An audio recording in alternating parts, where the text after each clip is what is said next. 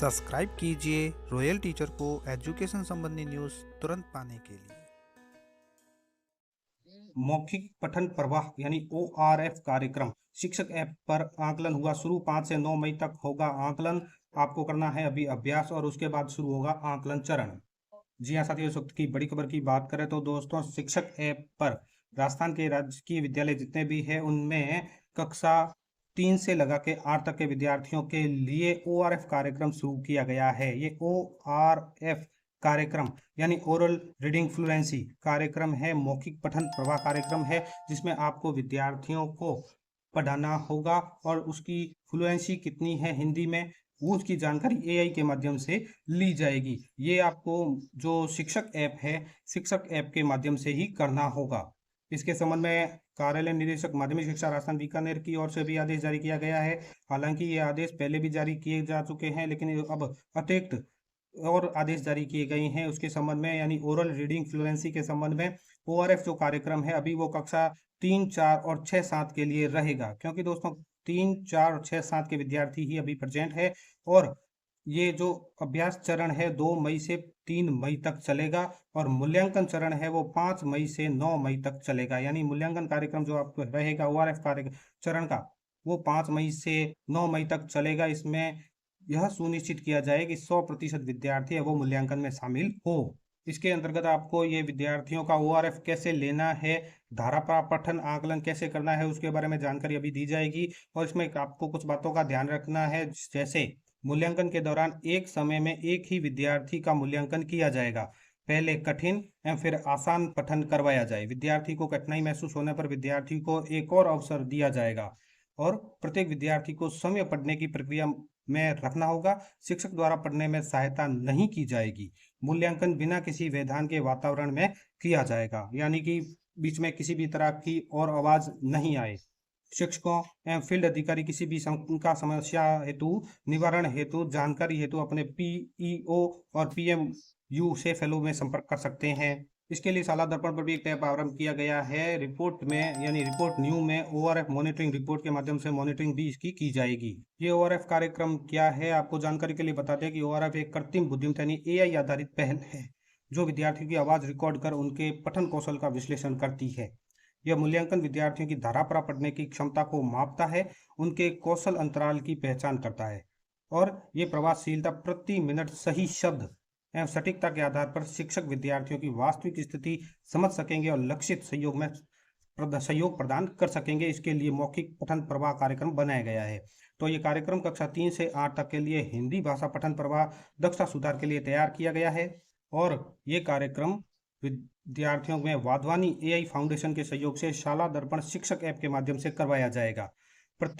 इसके लिए प्रत्येक विद्यार्थी को ऐप के माध्यम से ही विद्यार्थी के दक्षता स्तर के अनुरूप रोचक पठन सामग्री दी जाएगी, जिसे विद्यार्थी को निर्धारित समय में पढ़ना होगा। अब आपको बता देते हैं कि आपको ऑनलाइन करना कैसे है। जैसे ही आप शाला दर्पण शिक्षक ऐप खोलेंगे तो आपको इस तरह के ऑप्शन मिलते हैं, जिसमें विद्यार्थी का जो MSRA का आकलन आपने लिया है उसकी यहाँ से तो आपको OCR अपलोड करते हैं। ये विद्यार्थी दैनिक उपस्थिति मॉड्यूल है। इसी तरह ये शाला स्वास्थ्य डिजिटल प्रवेशोत्सव, उसके नीचे मौखिक धारा प्रवाह पठन आकलन इस तरह से है। मौखिक धारा प्रवाह पठन आकलन के लिए आपको इसी के ऊपर क्लिक करना होगा, जिसमें आपको विभिन्न तरह की जो भी आपकी कक्षा मैपिंग के अनुसार, क्लास टीचर मैपिंग के अनुसार कक्षाएं हैं वो आपको यहाँ पे शो होगी और सामने 0% पूरा लिखा हुआ आएगा।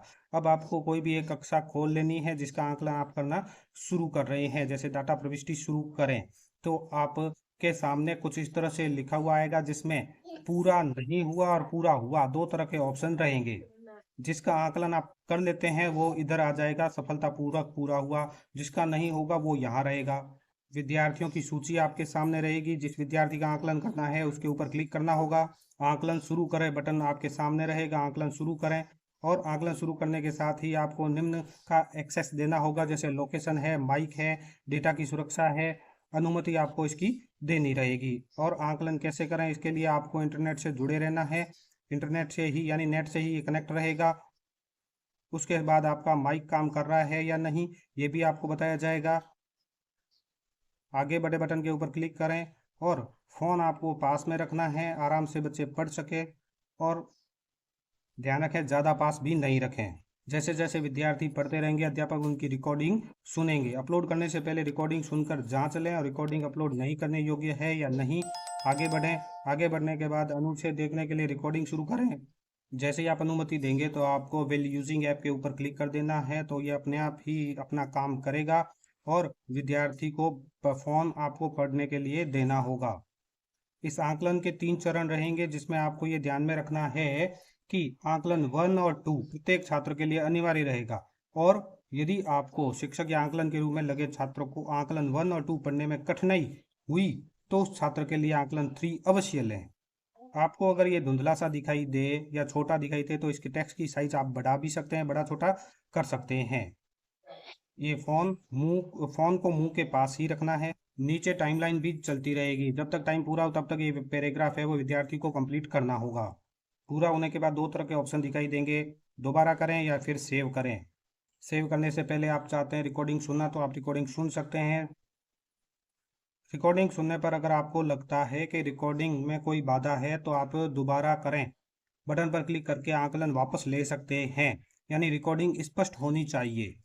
जैसे जैसे आप आगे बढ़ेंगे तो आकलन 2 के लिए भी आपको पूछा जाएगा, तो आकलन 2 भी आपका तैयार रहेगा। अगर आकलन 2 भी आपने ले लिया है तो आपको इस तरह से विद्यार्थी के ऊपर नजर आएगा आकलन 1, आकलन 2 और उसके बाद आकलन 3 रहेगा।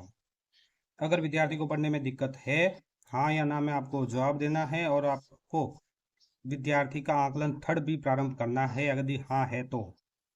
और इस तरह से जैसे जैसे आकलन कंप्लीट करेंगे तो आपके विद्यार्थियों की लिस्ट के सामने यहाँ पे राइट का निशान आ जाएगा। इसके अलावा कुछ बातें आपको ध्यान में रखनी है मूल्यांकन के दौरान, जैसे प्रत्येक विद्यार्थी का वर्तमान चक्र में आकलन हो, बाद में आकलन नहीं किया जा सकेगा। और रिकॉर्डिंग शुरू करने से पहले बच्चे को स्पष्ट आप निर्देश दे देंगे। फोन को पढ़ने की सुविधा के अनुसार आरामदायक दूरी पर पकड़ना है, झुकने की आवश्यकता नहीं है। माइक्रोफोन आवाज स्पष्ट रूप से दर्ज कर लेगा। पृष्ठभूमि में शोर, आने वाली कॉल या नेटवर्क समस्या न हो, इस बात की भी पुष्टि करनी है। और मूल्यांकन के दौरान यानी जब मूल्यांकन चल रहा है तो आपको क्या क्या करना है। आकलन रिकॉर्ड हो रहा है तो विद्यार्थी को सलाह, मार्गदर्शन या उत्साहवर्धन न दें।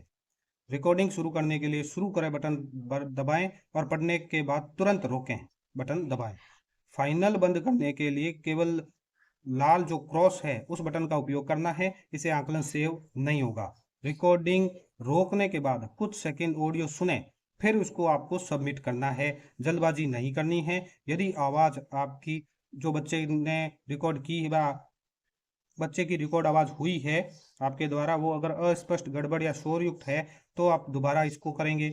और सबमिट करने से पहले अधिकतम 2 बार रिकॉर्डिंग को कर सकते हैं, री रिकॉर्डिंग कर सकते हैं। और सबमिशन के बाद यानी अगर आपने सबमिट कर दिया तो उसके बाद उस विद्यार्थी का आकलन पुनः नहीं लिया जा सकेगा। आकलन पूरा होते ही विद्यार्थी का नाम सफलतापूर्वक सूची में चला जाएगा, उसे पुनः आकलन आंका नहीं जा सकेगा। तो दोस्तों ये था ORF कार्यक्रम, जिसकी समय सीमा भी आपको बता दी है, 5 मई से 9 मई तक चलेगा। और प्रत्येक विद्यार्थी का ये ORF कार्यक्रम लेना है और शिक्षक ऐप के माध्यम से ही लेना है। उम्मीद है दोस्तों ये वीडियो आपको पसंद आई होगी। वीडियो पसंद आए तो जरूर लाइक, शेयर और सब्सक्राइब कीजिए। पास में आने वाले घंटी के बटन को जरूर दबाएं एजुकेशन संबंधी न्यूज़ तुरंत पाने के लिए।